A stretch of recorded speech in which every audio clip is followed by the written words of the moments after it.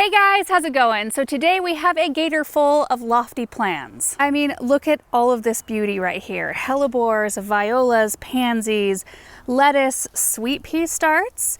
We've got a few ivy, some saxifrage, and then right up front, my mom, it's like a tradition. She brings me a flat of stock every year. And this year she brought me a flat of cherry, let me get it in the shade.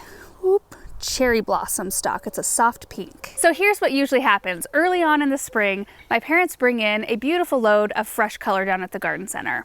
Fresh plants, flowers that are already blooming, and it's usually way too early to actually be planting things in the ground or really in containers unless you want to be dedicated enough to go out and cover them every night, which I am for a few things. I planted the kitchen window box and the portico, you know, the two pots by our great room doors and the window boxes that flank the doors.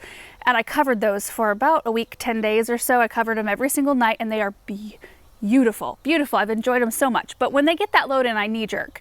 And I end up stocking up on so many things that end up sitting in the greenhouse. Most of these things have been sitting in the greenhouse for several weeks at this point. And now we've got temperatures that are conducive to planting both in the ground, in containers. I don't have to cover anything because we don't have any freezing temperatures. It's wonderful. So I've got the hellebores I actually want to put in flower beds around, and then the annuals I just want to start planting some containers, and I don't even intend on doing any like real intense combinations or anything. I just want some nice simple spring color. So again, you can see these hellebores, which are way bloomed out, way further than the ones in my own garden. So they don't have as intense of color as they did earlier on, just because they've been in the greenhouse. They've been subjected to much warmer temperatures in there. So they're a little bit like kind of past their prime, still gorgeous, but they're not ones I actually want to use as centerpieces in containers. I just want to get them right in the ground. And then we're just going to see how far all the rest of this stuff stretches. And I would like to start with this Galloway urn right here. It's got soil from last season. I'm going to be recharging everything in root balls from last fall. I'm going to recharge with a little bit of Biotone starter fertilizer in all the containers. And then when I get ready to take spring stuff out and put summer stuff in, that's when I'll do a full soil swap out. Summer plants need way more nutrition. They utilize way more of it than spring and fall planters usually do. So I feel like I can utilize the soil that's here now, and then we will swap it out for fresh in a couple months. You can see we have drip run into this container. It actually goes down the hole. I love this, the fact that this has a hole down the center of it. So you can run your drip tube down, and then we have it coming over here and it taps into our drip system. And this whole area, it's amazing how much it fills in. But right here, you can kind of see where my hellebores are at, the ones that are in the landscape. So we've just recently cleaned off the old leaves. They're just starting to bloom. Hi, Russell. These get a little more light. They're a little bit bigger. Isn't that interesting? Just morning light. Oh, these are Anna's red, and they are spectacular. Spectacular plants. Look at that. Oh, gorgeous. Also, we're about ready to witness a gorgeous show of daffodils right here, and our witch hazel is in full bloom. Oh my goodness. I think this is a Diane, right? Did I plant a Diane or a Helena? I can't remember at this point. Either way, gorgeous blooms. We have a yellow Arnold's Promise behind the chicken coop. Witch hazels are an amazing plant. Look at that. So I think what we'll do is just kind of move about the garden from planter to planter. There are some bulbs behind the Hartley that I can relocate into planters. So if we get to it, I would like to dig some of those tulips and daffodils out and use those as centerpieces in a few of the pots. So I'm hoping I get to the hellebores. I'm going to save that project till last. We might plant those a different day depending on how all these planters go. So let's get started.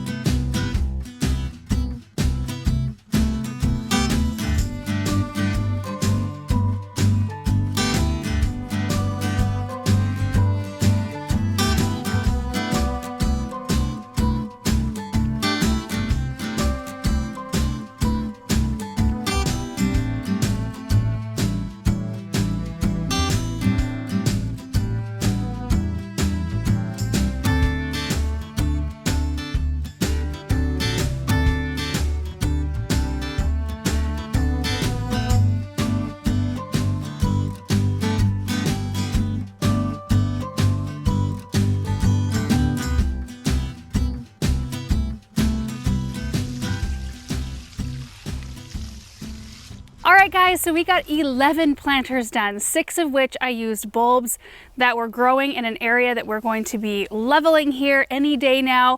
So that makes me feel really good just to have them dug up and utilized somewhere in our landscape. And this is what the back of the gator looks like. So I used 3 of the stock. The rest I was gonna try to tackle the chicken coop pots today, and this is where I wanted to use the bulk of the stock. But I kind of ran out. So I'm gonna have to run and grab some more violas and pansies, and then I'll use those over there. I've got 2 dusty millers from an earlier project that I didn't really find a place to pop them in yet. We will find a place for them though.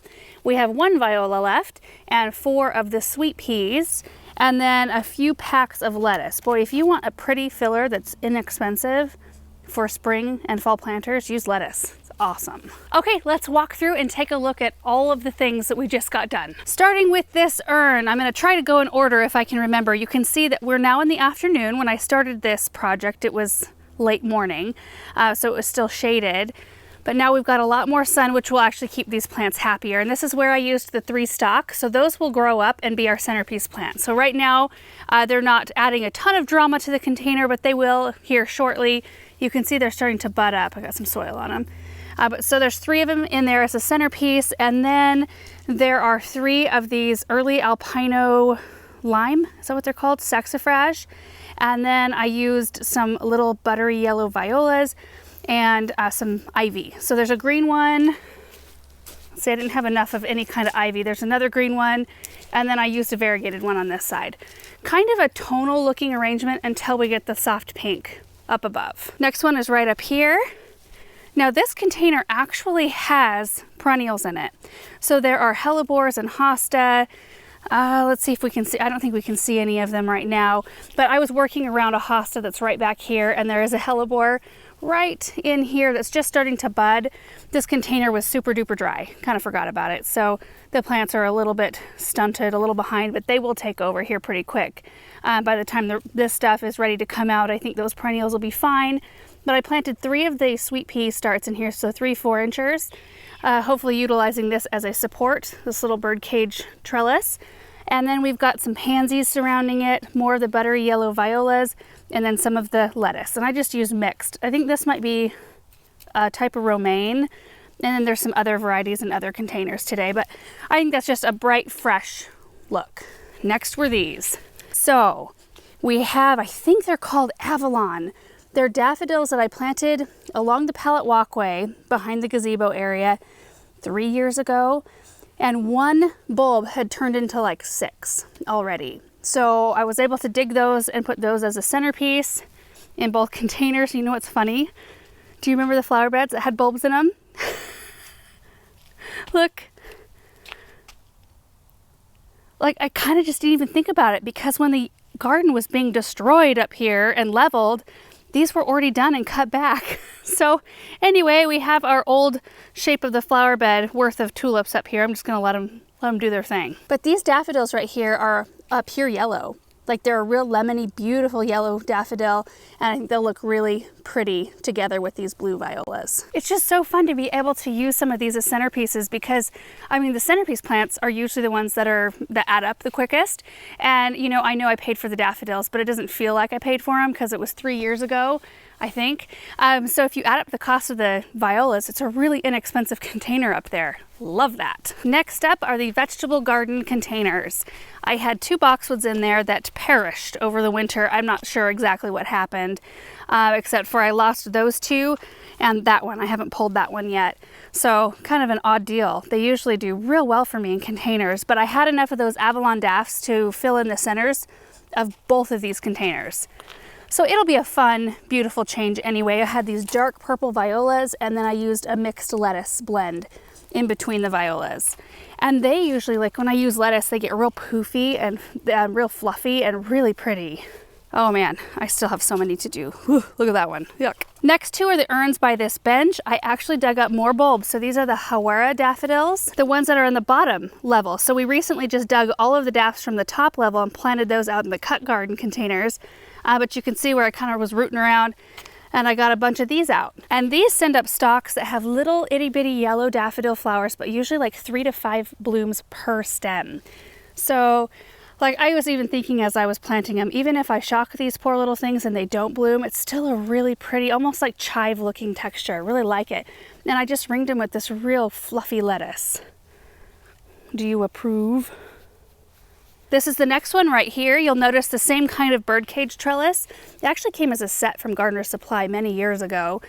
This is the large size, the medium was up front, and then we did use the small one in a smaller container here that I'll show you in a minute. More sweet peas in the center of this one. And then we just have a mix of pansies in here, just light lavender. There's some darker, kind of darker-ish, but not super dark. Really pretty, with lettuce in between. Here's the container we put together the other day when we dug all of the daffodils from the top level of the brick circle raised bed. Ringed them with violas. Isn't that a fresh look? And then I planted these super bright sunshiny yellow violas, which I could really stand to deadhead. Kind of tidy them up a little bit. But these are the ones that I cut back for you guys this winter. They're the ones that wintered over from last fall. Isn't that awesome? I also wintered over some of the red snapdragons, which I ordered at the same time that I got these yellow violas. And I planted a bunch of them that still looked really good in a low container that I thought I would bring out and set somewhere, maybe on this concrete table right there. Last container. All right, so we kind of did full circle around the house. Have this really sweet container on top of a pillar right here, and this is a fairly simple arrangement, but this is the smallest of the birdcage trellis, which I had one variegated ivy left over, so we'll let that crawl up. And then we've got the saxifrage. I had 5 left, so I just ringed around the base. I kind of like the simplicity. It's kind of whimsical. I think anytime I use this type of flower where we've got the really tight leaf canopy and then just these sweet little stalks with these really dainty flowers, that always has kind of a magical quality to it, to me. So those are the containers. After I was done with those, we planted a whole bunch of hellebores. And they are all here underneath this lilac. It's kind of an interesting flower bed because you can see the distinct line here. This part of the bed in the summertime when the sun is more straight in the sky, like in the middle of the sky, this line moves over to about here. So this spot right here is pretty much always shaded, and this spot fills up with hostas. So you'll notice I kind of planted them to the right here because I didn't want to run into any of the hostas because they're amazing in this flower bed. So this turns into a morning sun area. Like right now, this part is pretty much filtered sun all the time because there's no leaf canopy on top. But you can imagine when the locust tree up above and the lilac, there's a viburnum as well. When those are all fully leafed out, it's much deeper shade right there, but they still get morning sun. So this whole bed, all the way, the whole thing, from there to here will get morning sun, which I think these plants, even though they can handle full shade, they do really well in kind of a part sun in the morning situation. They tend to be a little bit more robust.